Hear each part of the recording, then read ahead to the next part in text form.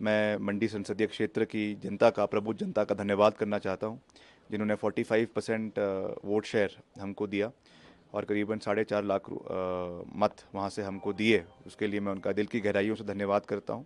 और जो वहां से प्रत्याशी जीते हैं उनको बहुत बहुत शुभकामनाएं। और मैं यही विश्वास रखता हूं कि जो बातें कही है वहाँ के डेवलपमेंट के बारे में उसको वो पूरे हों। और मैं आज भी कह सकता हूं कि I stand with the people of Mandi. जो भी वहाँ की हमने बातें करी है उसको हम सरकार से पूरा करवाएंगे। चाहे वो वहाँ पे हमने स्मार्ट सिटी बनाने की बात रखी है, चाहे हमने टनल्स के इंफ्रास्ट्रक्चर की बात करी है, और जो भी हमने वहाँ के डेवलपमेंट की बात करी है। क्योंकि मैंने चुनावों में भी ये कहा था कि चाहे जीत हो चाहे हार हो, हम उनके साथ खड़े हैं और हम आगे भी उनके साथ खड़े रहेंगे और अपने डेवलपमेंटल कार्यों को आगे ले जाने का पूरा प्रयास करेंगे। किस तरह से आकलन किया जाएगा? क्या फैक्टर्स मानते हैं आप you could not make it?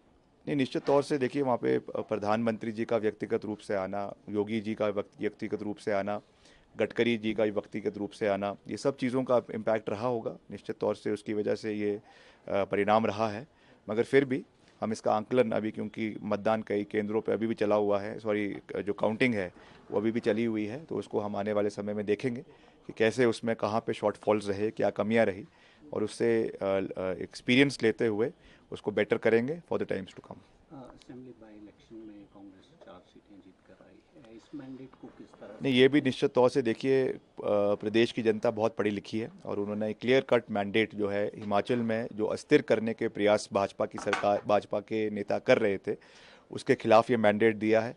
मुख्यमंत्री जी को दिया है, सरकार को दिया है, कांग्रेस पार्टी को दिया है।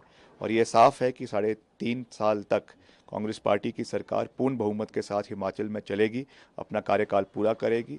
और जो भी हमने काम यहाँ पे इनिशिएट किए हैं उनको पूरा करने का कार्य हिमाचल के अंदर करवाया जाएगा, ये मैं कह सकता हूँ। फाइनली क्या आप अभी भी मानते हैं कि मोदी फैक्टर अभी भी काम कर रहा है? एंड दूसरा, कंगना को क्या कहेंगे आफ्टर विक्ट्री? देखिए, मोदी जी का फैक्टर तो वैसे तो देश में तो चला नहीं है।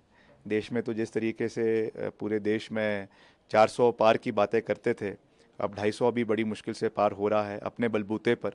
अब जो है नई नई बातें हो रही हैं। नीतीश कुमार को जो है वो उप प्रधानमंत्री बनाने की बातें हो रही हैं, ऐसी ऐसी बातें हो रही हैं। तो वो चीज़ें देखेंगे। मगर फिर भी इंडिया अलायंस अभी पूरी मजबूती से आगे आया है और हो सकता है कि अभी और गठजोड़ करके सरकार देश के अंदर इंडिया अलायंस की बने। इसमें भी कोई बड़ी बात नहीं है। इसमें सब नेता राष्ट्रीय स्तर पे कार्य कर रहे हैं। बाकी जो प्रत्याशी जीती हैं उनको मैं बहुत बहुत शुभकामनाएं देना चाहता हूं। मैंडेट लोगों का है, वो स्वीकारना हमको भी है, उनको भी बहुत बहुत बधाई है।